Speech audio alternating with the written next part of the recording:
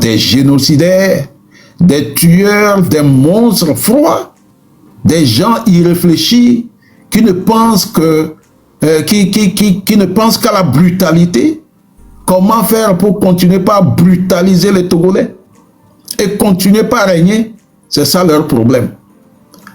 Ils n'ont aucune vision pour notre pays. Leur seule vision, c'est la violence. Ils ne construisent rien au Togo. Regardez les rues de Lomé, les ruelles. Depuis que je suis né, il y a des ruelles que nous avons connues. C'est resté toujours comme ça. Hein? Ça n'a pas évolué. Après plus de 58 ans de pouvoir, ça n'a pas évolué. Oui. Regardez Batago, Tokwen Sebevito et Nyekonakwe. C'est des vieilles villes qui devraient connaître le goudron dans toutes les rues. Voilà. Et à Guiakome, et à Sigato, à Koresewa, la zone portuaire. Quand il pleut, c'est le calvaire. Ils ne regardent pas ça. Comment lancer ou envoyer des mandats d'arrêt à l'extérieur, ils sont forts. Comment brutaliser les Togolais, ils sont forts. Et cette fois-ci, ils continuent. Mais je pense que cette jeunesse, à travers les réseaux sociaux, ont réussi à les exposer dans le monde entier. Et ça continue, surtout avec notre journaliste, le meilleur d'ailleurs, d'investigation, et Ferdinand Ité. Je pense que le QI de ce régime est dehors. Je vous remercie. Merci. Et donc... Il y a quoi dans le village? À Akei même là, c'est quand il arrive à Akei qu'on allume la lumière dans les routes. Et c'est quand il part, on éteint. Ça veut dire que les autres n'ont pas besoin de ça. Mais comment les gens peuvent être bêtes comme ça? On est en 2025. Bah, il faut qu'on n'allait pas tous soumis. Mais frère, même si c'est ton frère de même père, il ne te fait rien. À un moment donné, tu changes de chemin, non? Comment les Kabyles peuvent être comme ça? Hein? Comment les Kabyles peuvent être comme ça? Faut que les Kabyles qui sont sur cette planète-là, il faut comprendre que si fort part, on va continuer nos ébats-là. On va manger notre viande de chien. On va boire notre tchoukoudou, on va continuer à vivre. C'est pas fort, il ne fait rien pour un Kabyle.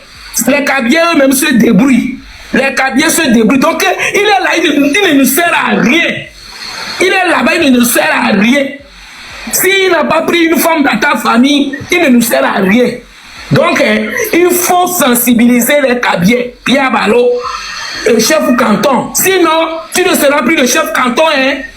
Tu ne dois plus arrêter le live. Tu dois sensibiliser les Kabyles. Tu leur parles en Kabyle. Tous les jours, là, on va leur dire qu'ils doivent arrêter de réfléchir que si fort n'est plus au pouvoir, on va chasser les Kabyles de Lomé. C'est faux. On ne va pas chasser les Kabyles, nous tous. La terre appartient à tout le monde. Il n'y a pas les gens du sud au nord. Il n'y a pas les gens du sud à Dapan. La terre appartient à tout le monde. Donc, il faut que les Kabyles comprennent que c'est pas les Evala, c'est pas les inventions des Nyasinde. C'est eux qui sont venus chez nous. Nous, on connaît nos maisons. Hein. On connaît nos maisons. Hein. Donc, c'est eux qui sont venus chez nous et ils veulent s'imposer. Mais tout ça, là, ça va finir. Donc, Pierre Balou, s'il te plaît, n'arrête pas les lives. Moi, je t'ai dit que c'est parce que mon père est au village. Je sais que si j'allume les caméras, ils iront le taper là-bas. Mon pauvre père. Donc, c'est pour ça que on regarde, on écrit, et puis on est là, on s'entend. Si on peut motiver les gens, on va motiver les gens pour que les choses se passent bien. Donc, n'arrête pas les lives. On doit sensibiliser les Kabyles pour leur dire que Fort ne fait rien pour les Kabyles. Parce que le Kabyle loyal, il est content qu'il y ait un Kabyle au pouvoir, c'est tout. Sinon, il n'y a rien. Il n'y a rien.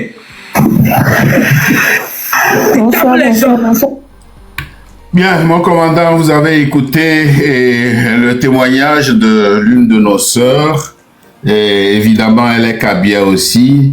Et voilà, le président va dans un village Et quand on sent que le président vient, on allume les petites lanternes là. Et quand il repart, on éteint. Bon, si c'est vrai, si c'est faux, je ne saurais le dire. Mais elle a dit, quand Faure ne sera pas là, la lutte des Evala va continuer. C'est pas eux qui ont institué ça. Voilà. Donc, qu'est-ce que vous en dites? Qu'est-ce que vous dites des propos de notre sœur?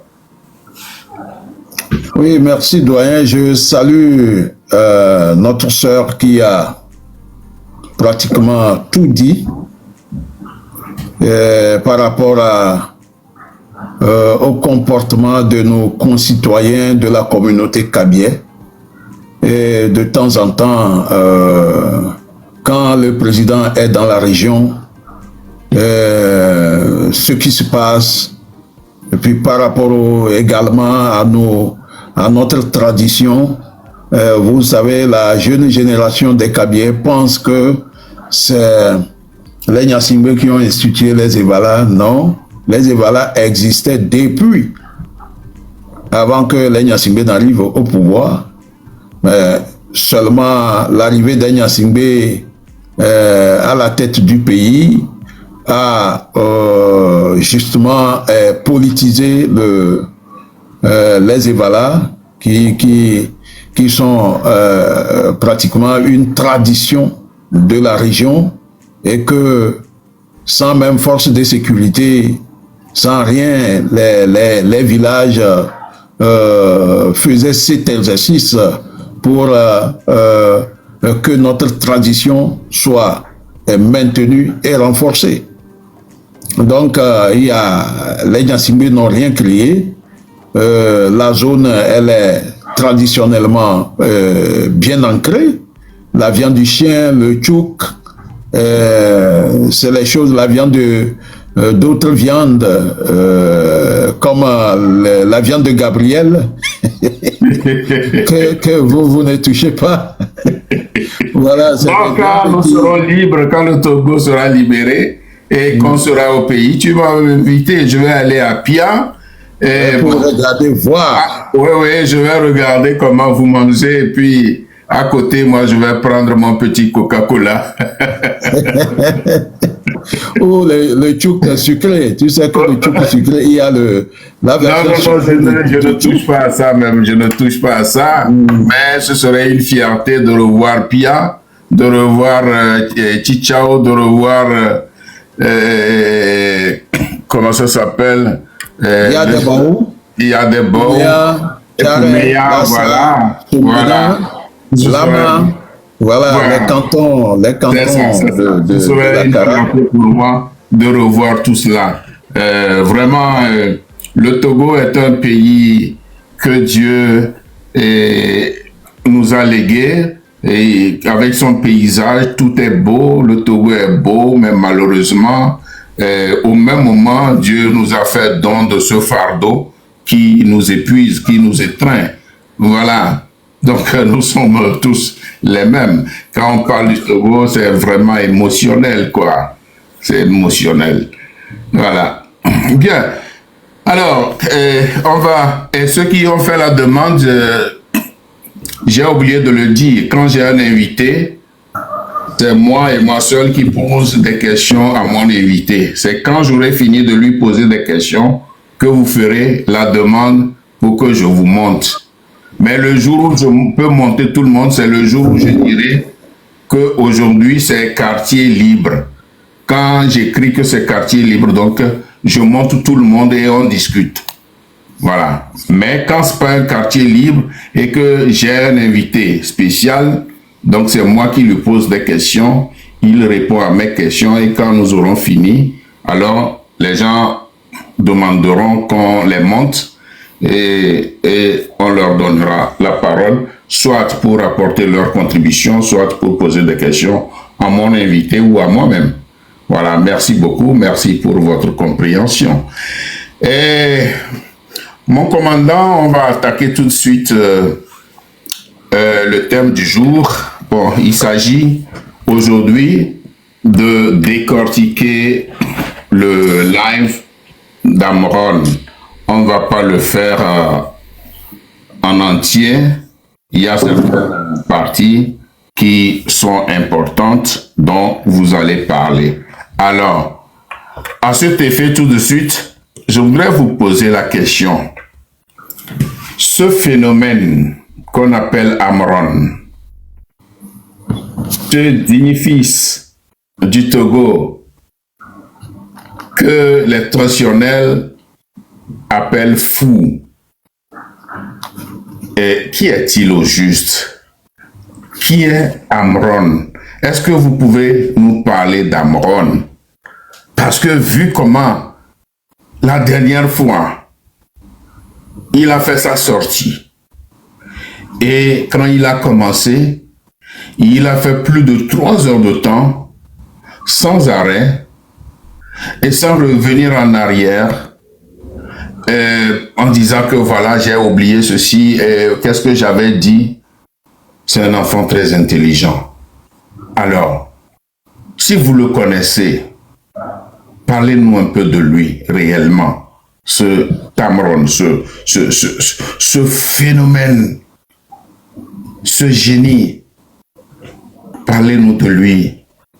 Il me semble que son vrai nom c'est Tchala. Tchala c'est le nom de famille et lui-même je crois c'est Essowe. Essowe qui signifie Dieu existe, je crois, en kabien. Allez-y mon commandant. Oui, doyen, merci. Vous savez, Amron, moi je l'ai connu, il était très petit. Quand son père était commandant de la gendarmerie, je rappelle qu'il a passé juste 1 année comme commandant de toute la gendarmerie du Togo. Donc il arrivait qu'on aille chez lui à la maison pour lui faire certains comptes rendus. Et Amron, je l'ai vu. Quand il était adolescent, pratiquement. Et quand nous sommes des fois au Mans, à 6 heures, on le voyait passer aussi pour aller à l'école. Donc, je dirais, c'est le garçon, l'aîné des garçons du colonel Tchala. Un officier de gendarmerie qui était qui avait la tête sur les épaules.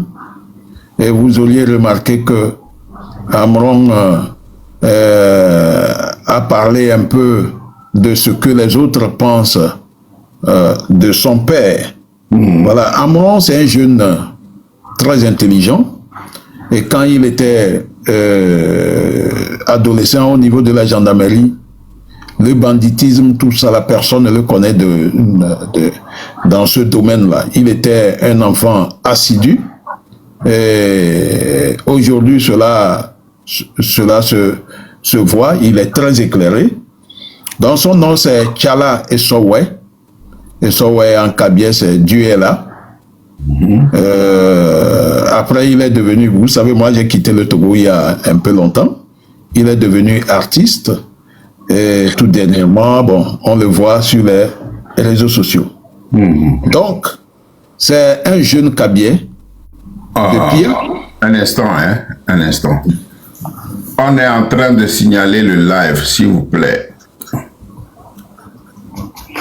Voilà, allons-y. Tapotez abondamment et partagez le live.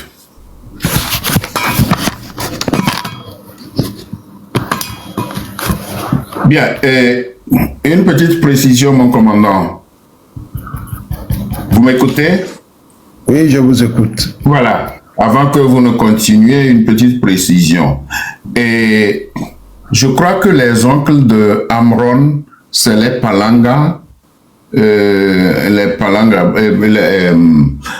Dans la famille Palanga, je crois qu'il y a deux. Il y a 2 familles qui sont, disons, Palanga. Et il y a 3 familles. Barkola, Tchedré et Palanga. C'est Palanga et Barkola. Et Tchedré. Ah, et Tchedré. 3. Puisque j'ai eu à passer 1 mois dans la famille Palanga, et quand je vois la maman d'Amron, elle ressemble vraiment au Palanga. J'ai vécu dans leur maison, et dans la maison de ses oncles, et à Kara Sud. J'ai vécu là-bas. Et puis, il y avait un Palanga qui était, Marc Palanga, qui était de l'UFC. Bon, lui, ben, je ne l'ai jamais rencontré.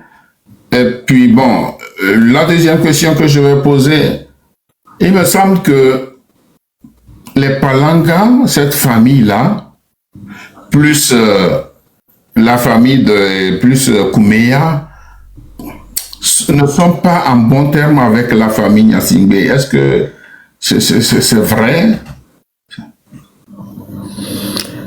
Vous savez, les choses ont évolué. Oui, dès le départ, vous savez, c'est l'arrivée au pouvoir d'Adema Gnassingbé qui a détruit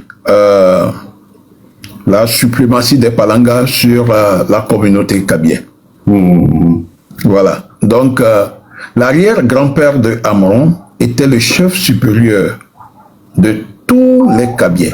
Il était un chef Kabyé incontestable et incontesté, d'une sagesse extraordinaire, d'une intelligence hors pair. Voilà. Donc, ce chef Kabyé était très proche de Sylvanus Olympio. Voilà, donc il a beaucoup œuvré aux côtés de Olympio pour l'indépendance du Togo. Donc, vous auriez compris que les martyrs de Piaodo qu'on célèbre chaque 21 juin, c'est des indépendantistes et qui ont résisté farouchement aux colons. Donc, le chef Palanga était pratiquement le chef de tous les Kabyés et c'est lui qui était pratiquement derrière toute la contestation contre le colon. Et c'est au vu de cela que les indépendantistes ont lié des relations, de très bonnes relations avec lui. Donc, il était très proche de Sylvanus Olympio. C'est pourquoi, des fois, je le dis, c'est pour la lutte pour l'indépendance, c'est pratiquement toutes les ethnies. Hein. Vous prenez les Teum, les Moba, les Tchokosi, les Evé, les Wachi, tout le monde. Voilà, l'indépendance, c'est pas l'apanage d'une seule communauté, c'est pratiquement tout le Togo. À Bassa, les gens même cotisaient. Et le grand-père de Farida, lui, il marchait de Kabou jusqu'à Blita avant de prendre le train. Wow. De Kara, les gens sont allés supérieurs des Kabyés.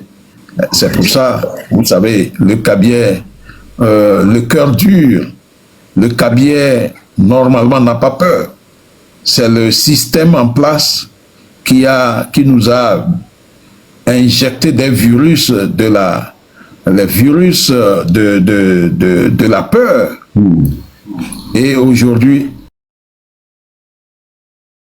cette peur est installée sur toute l'étendue du territoire. Donc, il faut que nous, Togolais, même à l'extérieur comme à l'intérieur, nous devons faire un pour mettre fin à ce système. Tout à fait. Voilà, je pense que j'ai parlé brièvement de Amron. Amron est allé à l'école. Hein? Oui, allez-y. Normalement, je vous ai interrompu, vous nous parliez d'Amron. Je dis, je vous ai interrompu, sinon vous n'aviez pas fini de nous parler d'Amron.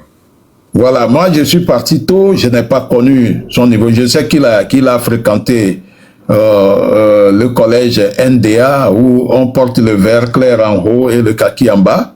Je les voyais aller à l'école, j'allais chez eux à la maison. Donc c'était un enfant vraiment assidu, calme. Voilà. Bon, son niveau d'études, je n'ai pas demandé, donc, mais à le voir s'exprimer, cela veut dire que la langue de Molière, il la maîtrise correctement, et cela prouve aussi qu'il a beaucoup lu, il a beaucoup lu. Dans ses chansons, il ordonne les mots, il les ordonne correctement, et il est cohérent, très réfléchi dans tout ce qu'il dit. Voilà brièvement ce que je peux dire sur lui. Merci, mon commandant. Bien, alors, la question qui me taraude à l'esprit, qui a ordonné l'arrestation de Amron et pourquoi cette arrestation? Voilà, à mon humble avis, celui qui a ordonné l'arrestation d'Amron, c'est inévitablement Faure Gnassingbé. Voilà. Pourquoi me dites? C'est lui. Oui, vous savez, Amron était devenu le réveilleur des Togolais à travers le TikTok. C'est ça. Mais vous savez, Amron connaît beaucoup de choses sur le système. Il a vécu au camp Hérité. Tout à fait. Et plutôt au camp gendarmerie. Il a vécu là. Il a vu des choses. On lui a donné du tonus maintenant, mon commandant. Absolument. Il faut rappeler que son courage est exceptionnel. Même nous les militaires. Vous savez, moi, on m'avait envoyé à la prison de Mango. Ensuite, à la prison d'Atakpamé. J'ai passé 9 mois dans les prisons parce que pour eux, je parlais trop et je dévoilais les secrets du système. Oui. Donc, pour eux, en m'emmenant à Mango, vous savez, à Mango, ils ont planifié mon assassinat là-bas. N'eût été je ne sais pas, le courage et la perspicacité du chef prison de là à l'époque, on m'aurait extrait de la prison de Mango une nuit. Mais le lendemain, vu ma réaction, et il m'avait donné le téléphone pour appeler Lomé, j'ai touché les points que je devais toucher, et à 14 h, les bérets rouges là, qui n'étaient pas partis, parce qu'ils n'ont pas réussi leur coup, ils ont été cachés par l'actuel ministre de l'Intérieur, Awate Hodabalo, qui était préfet de Mango en ce moment. Donc, les bérets rouges là étaient allés se cacher chez lui, et à 14 h, ils ont décampé en vitesse, parce qu'on dirait que l'ordre était tombé parce que c'était déjà su, et leur plan était su. Donc, ils avaient quitté en catastrophe Mango. Alors, quand on m'a ramené à Takpamé, après 7 mois, eux-mêmes ils disaient que le jour où je vais sortir là, je vais la boucler, je ne vais plus parler. Mais bizarrement, après ma libération, 3 jours après, j'étais encore sur une radio pour continuer. Et là, ils ont trouvé que c'était leur tirer les poils de leur nez. Hein? Et maintenant, ils ont fait le plan qui devait m'amener, qui devait les amener à finir avec moi. Et ce plan aussi, je l'ai su. C'est pourquoi je savais que cette fois-ci, si ils me prenaient, je n'allais pas revenir. Ouais, je sais pourquoi je suis parti. Voilà. Pour Amron, et le courage qu'il a, et il est ressorti, mais disons que son compte rendu au peuple togolais, son témoignage au peuple togolais devient automatiquement une protection pour lui. Oui. Voilà. Mais seulement l'eau et ce qu'il a ingurgité là-bas, c'est ça qui peut m'inquiéter. Oui. Oui, parce qu'il y a des poisons qui vont te maintenir. Oui, des poisons doux. Oui, en vie pendant 3 ou 6 mois au plus, tu pars.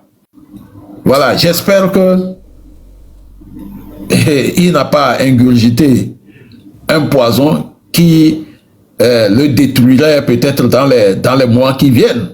Mais dorénavant, s'il est encore arrêté, qu'il décrète une grève de la faim et ils seront obligés de faire venir le nécessaire de sa maison par sa femme ou par ses parents. Là, c'est plus sécurisant. Voilà.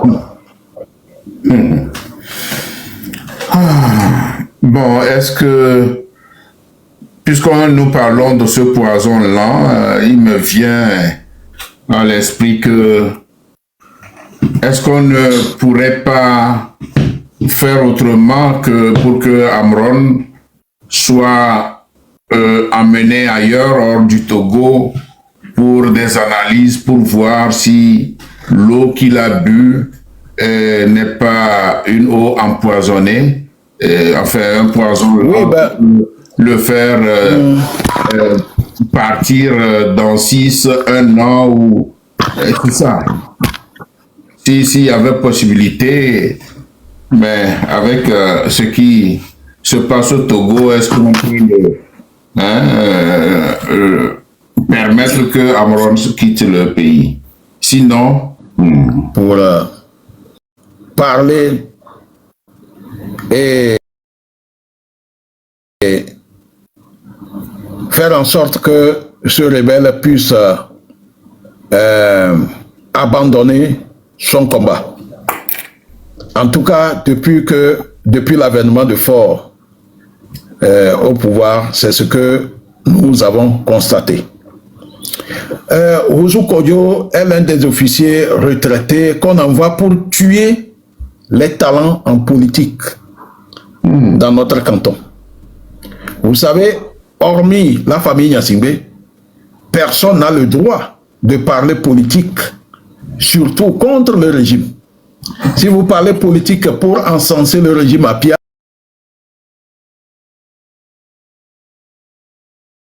par les événements que vous avez subis, par les choses à travers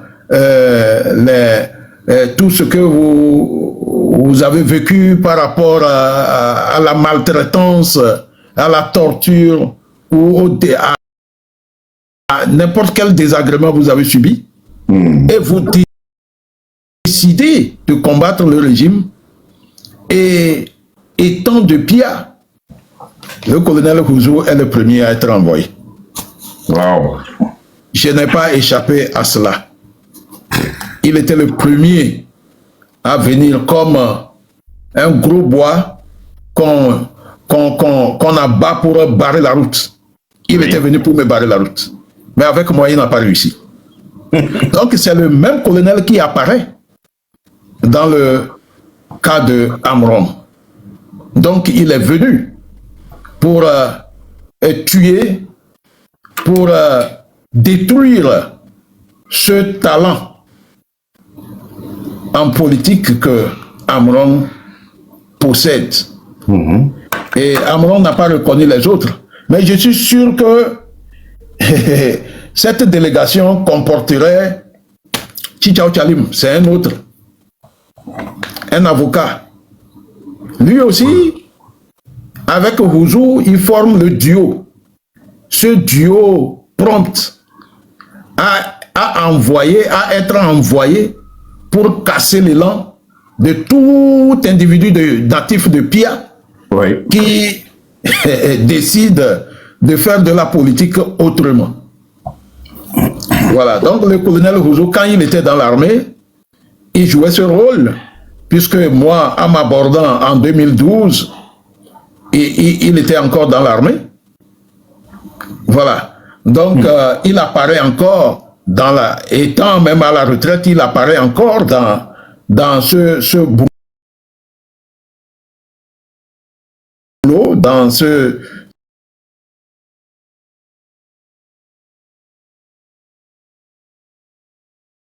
sale boulot. Il apparaît encore contre Amron. Et j'ai beaucoup apprécié le comportement de Amron.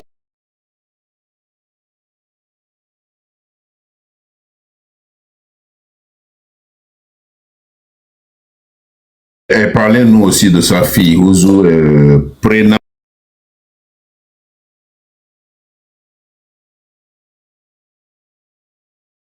Je vais ici. Quand nous étions au collège militaire, on l'appelait Rouzouette. Rouzouette. C'est un nom. Ah, c'est la composition de... C'est la fille aînée, c'est la fille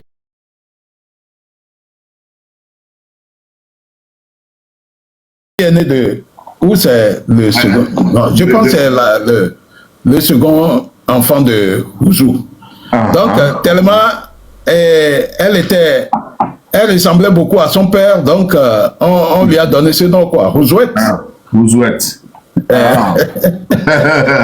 Ça lui va bien, hein, Ouzouette. Voilà. Donc, et moi, c'est par surprise que j'ai eu des échos de cette jeune dame qui est colonel de son état, médecin, professeur même, et puis doyen de médecine, doyen de la faculté de médecine à l'université de Lomé. Oui. Voilà. Oui, nous savons qu'elle est intelligente. Mais vous voyez, dans notre village, les réunions communautaires, elle joue un rôle très important. Vous savez, elle est, je ne sais pas si elle est encore au Kamanja, comme médecin chef de tout le camp. Donc, elle intervient aussi dans les CHU. Et elle joue un grand rôle pour maintenir tous les natifs de Pia dans le canevas de ce régime. Donc, les réunions, elle est là. Elle fait beaucoup de choses. Voilà. Elle est lieutenant-colonel. Et je dirais qu'elle est en train de se mettre dans les pas de son père. Puisque pour négocier avec Amron, c'est elle qu'on a mis au devant de la chose. Elle est tellement assidue dans les épreuves de conservation de pouvoir, elle est assidue pour maintenir les jeunes dans la conservation du pouvoir d'Ignassingbé. Donc, naturellement, c'est elle qu'on a envoyée. C'est elle qu'on a envoyée pour négocier, parce qu'on s'est dit que tel père, telle fille. Donc, on a confiance en eux pour les envoyer au secret négocier avec Amron, avec des millions. Mais malheureusement, pour elle, ça n'a pas marché. Voilà. C'est pas tout le monde concourant avec l'argent, hein. Et puis, une information que j'ai reçue il n'y a pas longtemps, vous savez, à Kara, surtout les étudiants réformistes, les étudiants qui souhaiteraient voir un nouveau régime, les étudiants rebelles qui se plaignent de leur de la manière donc du manque de bourse, du manque de laboratoire, les étudiants qui ne sont pas contents de leurs conditions d'études. J'ai appris qu'elle participe aussi à la traque de ces étudiants à Kara.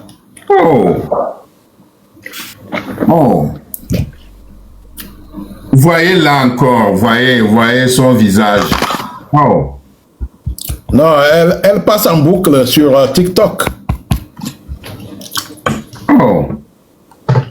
Non. Ce que je déplore chez les jeunes officiers natifs de Pia, mais ils oublient que les choses ont changé et les choses ont évolué. Les jeunes n'ont plus la mentalité des jeunes de 2000 ans, 2000, où il n'y avait pas les réseaux sociaux. C'est ça. Les jeunes ont changé, profondément changé. Mais au lieu de vouloir les corrompre, au lieu de chercher à les dévier doit servir à tous les Togolais. Secondo, reconnaître que les temps ont changé, qu'on ne peut plus garder le pouvoir ad vitam aeternam. Voilà. Et aussi longtemps qu'ils vont ignorer ces choses. Mais les jeunes, ils auront les jeunes sur leur chemin. Les jeunes d'aujourd'hui ne sont pas comme les jeunes d'hier. Hein. C'est différent. Ouais. Les jeunes d'aujourd'hui ont l'opportunité ou la possibilité d'avoir des informations sur ce qui se passe dans les autres pays. Les étudiants demanderont, l'étudiant ivoirien, comment il est loti, comment il est considéré, l'étudiant ghanéen, l'étudiant béninois. Mais au Togo, les étudiants sont les parents pauvres même de la jeunesse. Les bourses sont rares. Mais je me rappelle, quand nous étions au cours secondaire, il y avait des débits-bourses, des bourses qu'on donnait aux élèves méritants, les plus méritants, pour les aider à payer les fournitures. Même l'actuel ministre Baora, je pense qu'ils sont passés par là. Mais aujourd'hui,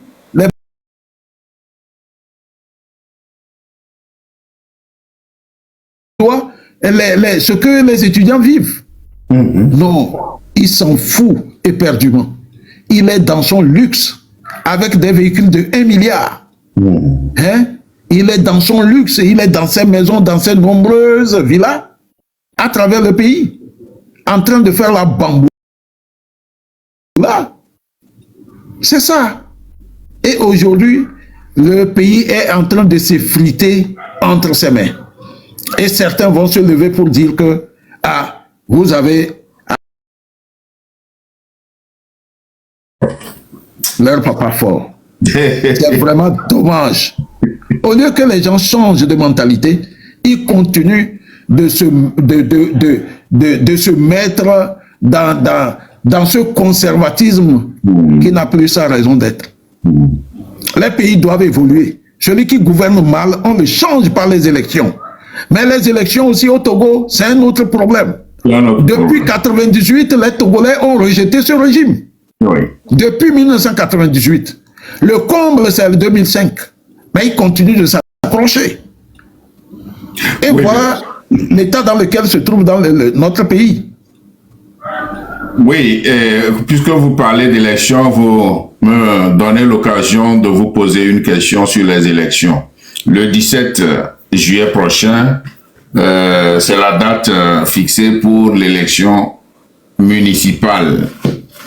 Bien, il y a l'opposition un peu divisée. Il y a à ces élections pour dire que non, il ne faut pas laisser les chaises vides au régime. D'autres disent non, il ne faut pas aller à ces élections parce que en allant à ces élections, c'est de jouer à la même table avec le diable. Et quel est pour votre point de vue, mon commandant? Donne-moi 1 minute. Oui. Je reviens tout de suite. Je vais prendre de l'eau. Ok. Bien.